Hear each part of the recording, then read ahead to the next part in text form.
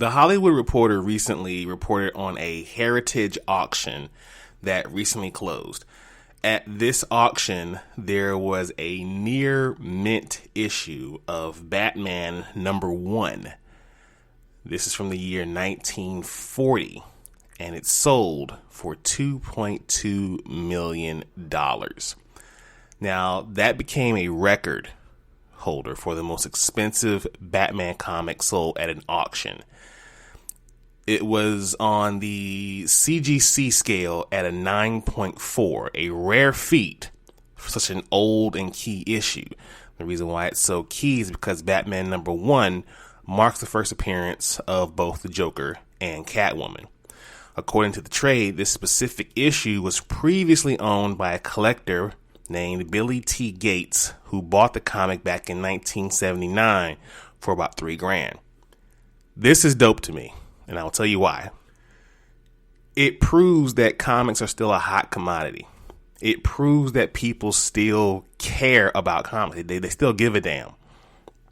And I love this. I love that comics are still sought after. Comics are still something that people want to get their hands on. They want to thumb through the pages. They want to smell the fresh paper, Maybe that's weird, but that's just me. But comics are still something that people love and pursue. And I love that. I love that this industry that kept my interest piqued for years and still does is still alive and thriving. I cannot believe it.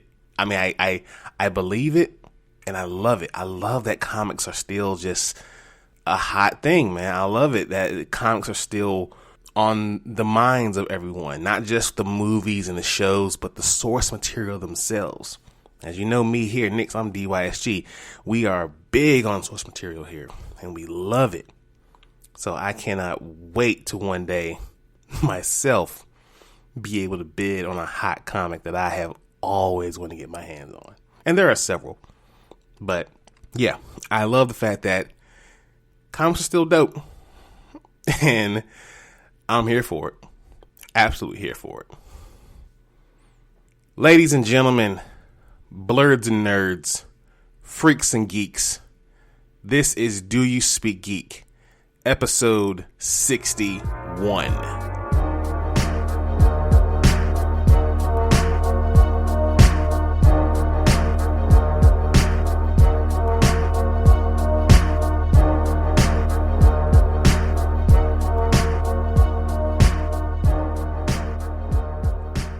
Welcome everyone. This is Do You Speak Geek. I am your host, Nix. Thank you for listening to the podcast. If you have just joined us for the first time, welcome. And then if you are an avid listener, welcome back. This is Do You Speak Geek, the place where you can get all the latest and greatest geekdom news, a few exclusives, and enjoy my beautiful voice. The Spreaker home team is where you can subscribe to the podcast, like the podcast, leave comments. That is Spreaker.com. Please be sure to go follow them. And also anywhere else you get podcasts, whether it be Apple Podcasts, Google Podcasts. You can go to iHeartRadio, Spotify, Stitcher, Castbox, a little bit of everywhere. I'm even on Audible. So if you listen to your podcast on Audible, just put that Do You Speak Geek in the search and you will find me. Thank you for any new subscribers and all followers. I will definitely be checking you guys out. DoYouSpeakGeek.com, the central hub for everything DYSG. That is DoYouSpeakGeek.com. Put that in your search, put that in your address bar, and check your boy out. Social media accounts: Facebook at DYSGFB, Twitter at DYSG_tweets, and Instagram at Do You Speak Geek. If you are a follower of at Do You Speak Geek on the gram, you witnessed a collaboration the other night from myself and Couch Chat. We talked about a lot of things. More specifically, we talked about inclusion.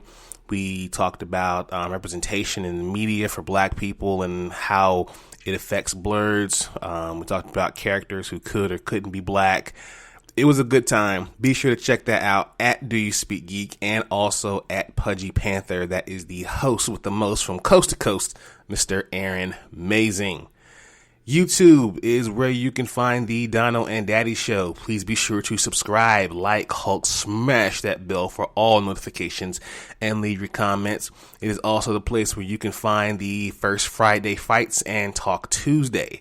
Recently, I did an interview I did a video this past week. Part 2 of This Is Not a Promo, This Is a Shoot. I kind of gave my feelings about the whole Punisher idea, people saying that Punisher should be done away with as a symbol and as a character. And of course, as you know me, I felt otherwise. Big news this week coming out of Consumer Electronics Show. Let's do what we do about this time, people. Let's speak geek. Suit up. I wanna be the very best. Talk nerdy to me.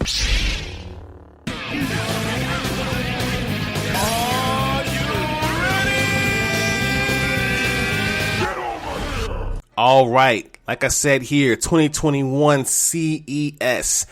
It wasn't as it usually is because, of course, of COVID, but we had some pretty big reveals, no less. Let's get into those. Samsung's 2021 lineup. We saw the announcement of smartphones that included the Galaxy S21, S21 Plus, and the S21 Ultra. All the phones across the S21 line feature a more subtle camera module, quad HD plus resolution, and a 120 hertz refresh rate. Samsung also revealed a new version of wireless earbuds dubbed the Galaxy Buds Pro that look to rival Apple's iPods Pro. So we'll see how that goes. We may do a test quality sound for that here at DYSG. Who knows? In addition, Samsung also announced their micro LED TVs that are now available in 88-inch and 99-inch sizes. Whew, that's a big TV. And the new QLED TV featuring a thin 0.9mm frame, an AI-driven quantum processor, and new LED light source technology.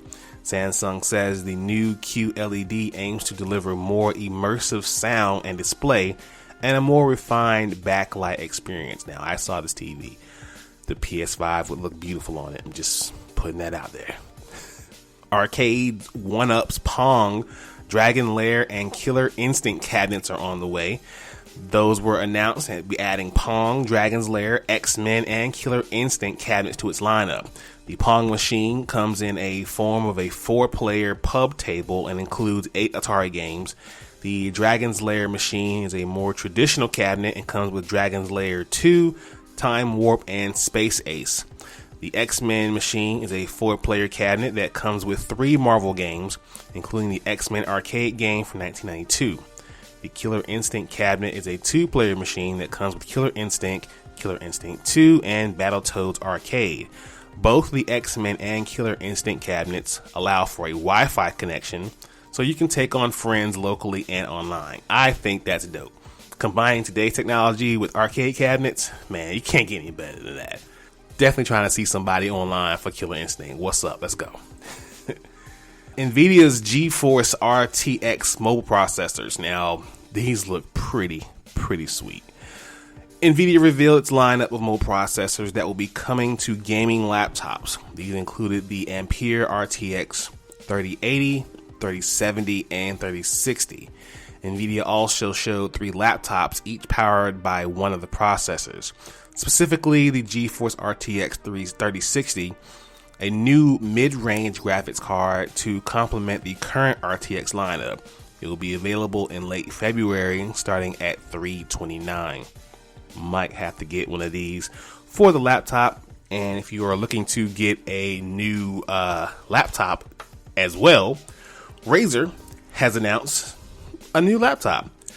The Blade 15 was announced, featuring updated specs including a 1440p screen option, an NVIDIA RTX 30 series graphics card, and a 10th gen Intel Core H series processor. Razer also showed off 2 concept projects that included a smart N95 face mask with RGB lighting and an all-in-one immersive gaming chair with haptic feedback and a wraparound screen. Man, that is something else as far as that gaming chair. I'm definitely looking forward to that haptic feedback with the wraparound screen.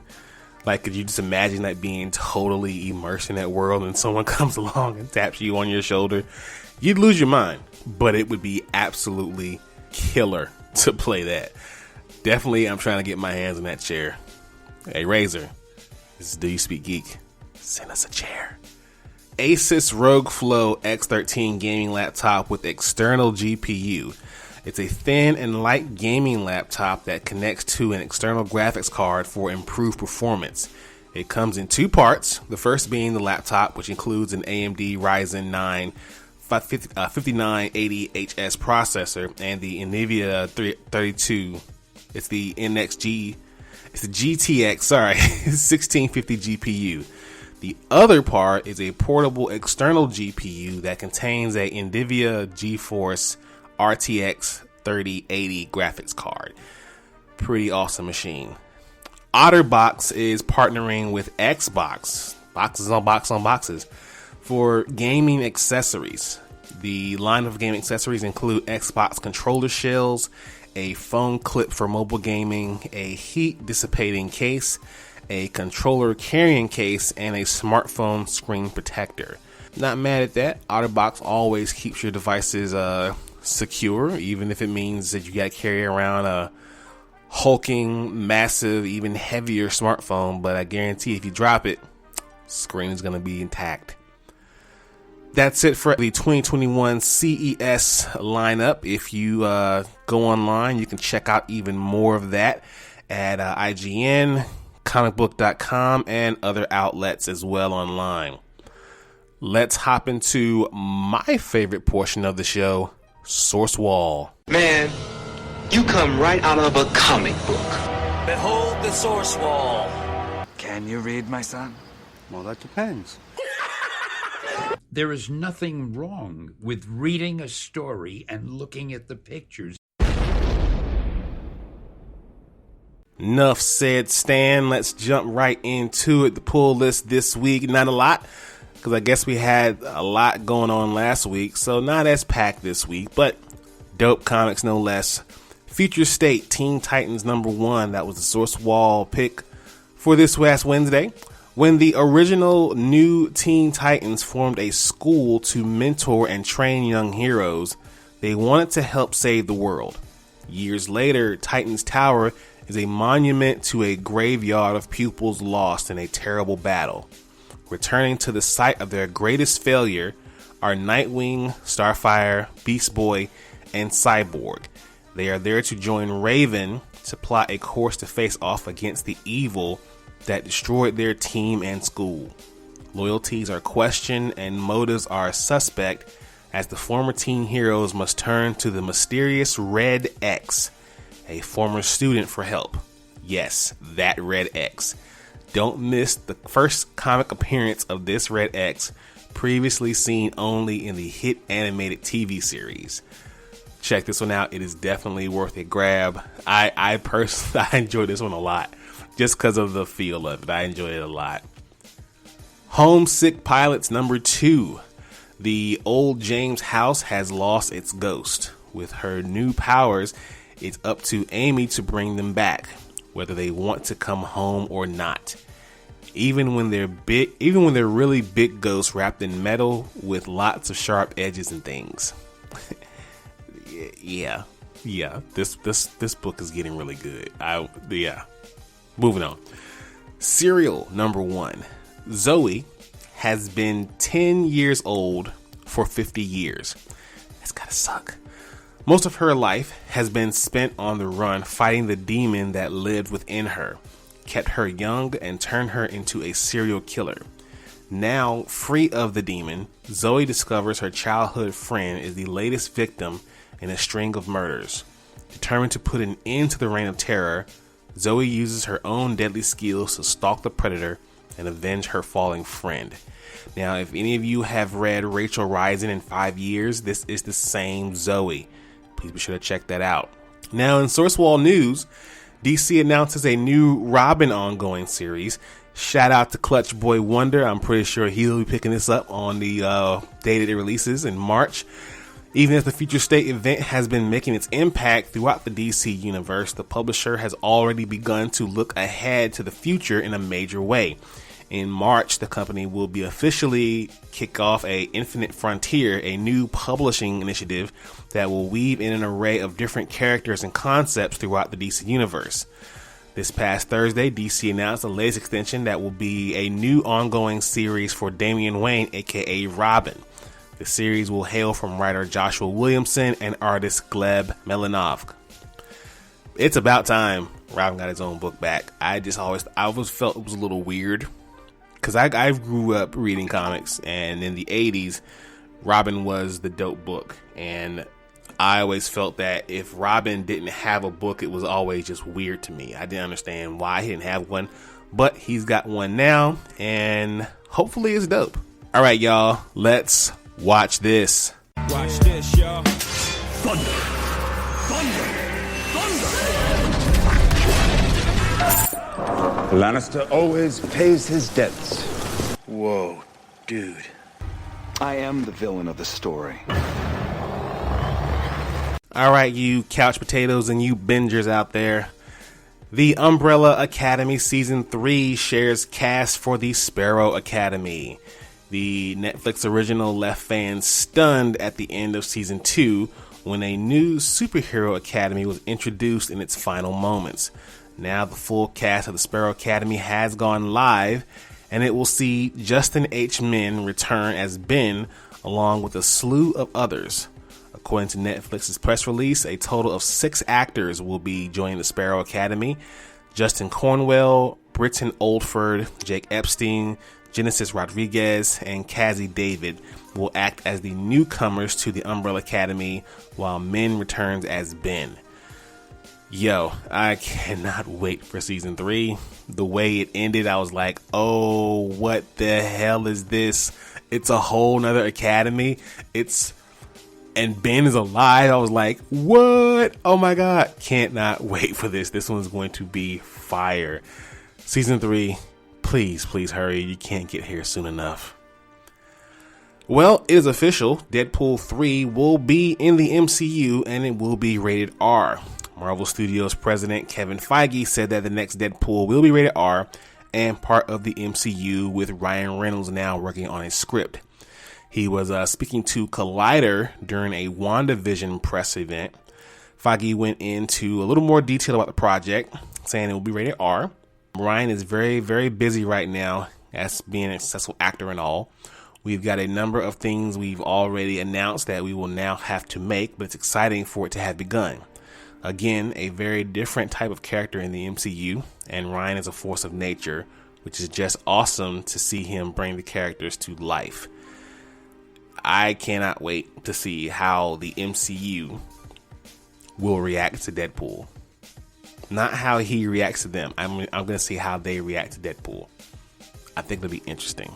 Plus, it's rated R. Yeah, this is going to be fun. Speaking of MCU, now this one kind of slid under the radar. I knew about it and it was rumored, but to have official word now, I'm pretty hyped about this one. Charlie Cox apparently has wrapped filming on Spider-Man 3. Now, rumors had swirled around that Spider-Man 3 casting Daredevil actor Charlie Cox to reprise his role from the Netflix series. We have learned that the actor was indeed on set and just finished filming his scenes.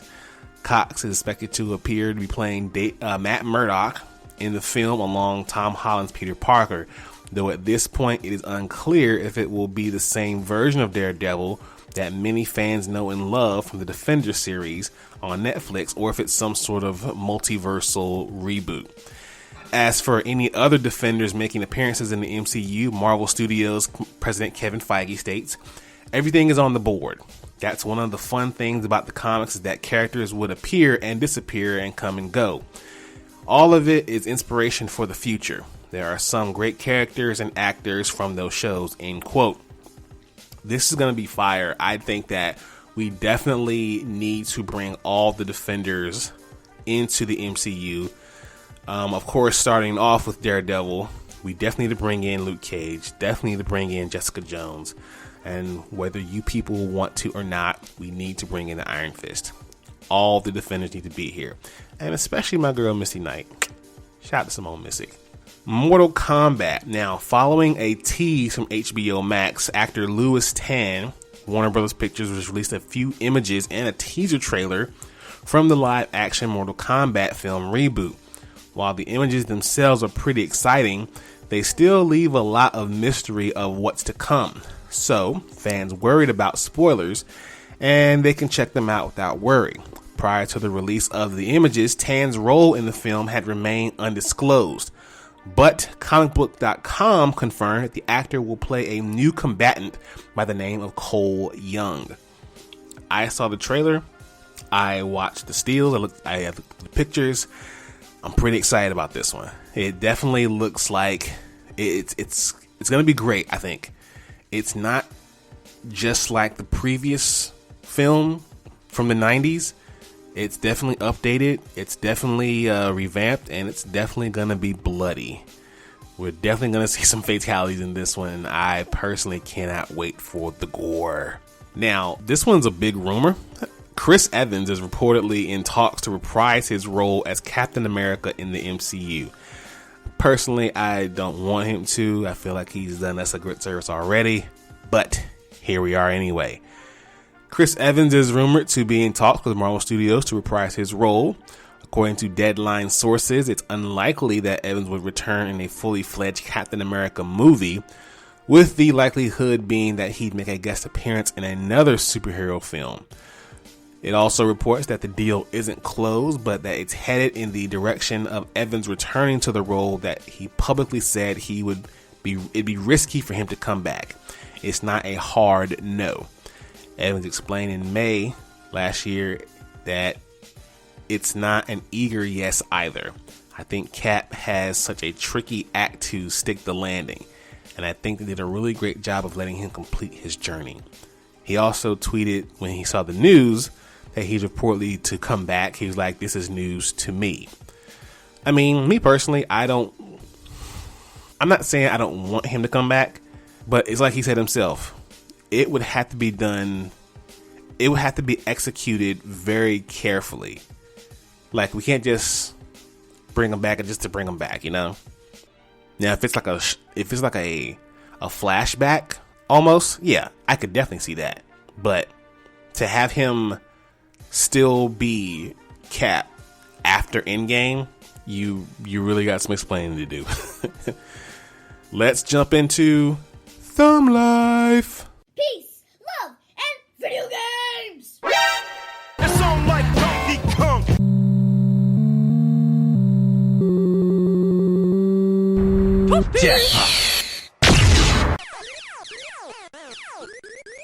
That man is playing Galaga.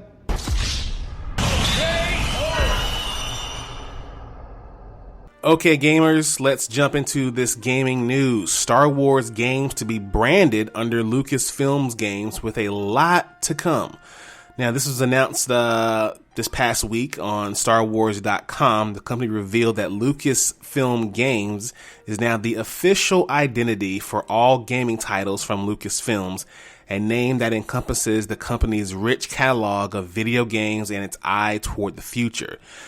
Just in case you all haven't recognized it, EA has lost exclusivity. Bleh, that was a hard word. And I, for one, am quite happy about that. It marks a similar move to Xbox Game Studios and PlayStation Studios, both of which group multiple developers under a single banner. All future Star Wars games will see the new Lucasfilm Games banner displayed. Now, Ubisoft, in conjunction with Lucas Games, is working to develop a open world Star Wars title. No other gameplay details have been announced, however, and this is coming from Massive, Ubisoft Massive. It is actively recruiting for the project. The game will utilize the Snowdrop engine used for the studio's Division game and Division 2, and it will be directed by Julian Gergety, will direct the project. No indication has been given as to whether massive Star Wars game would be a single or multiplayer, what part of the Star Wars timeline it would be, or when it might be released. So we really just know something's coming. Ubisoft CEO Yves Guillemot did give a small tease to Wired.com, saying the game will be an original Star Wars adventure that is different from anything that has been done before. Lucasfilm also told Wired that all Star Wars games would be continuing as treated as canon alongside the films, TV books, TV, and comic releases. So pretty much you can just assume anything released in the games is canon to everything else. Now, Machine Games, famous for Wolfenstein, and Bethesda are going to be partnering with Lucasfilm Games to work on a standalone Indiana Jones game. Bethesda tweeted saying a new Indiana Jones game with an original story is in development from our studio, and Machine Games will be executive produced by Tom Howard in collaboration with Lucasfilms.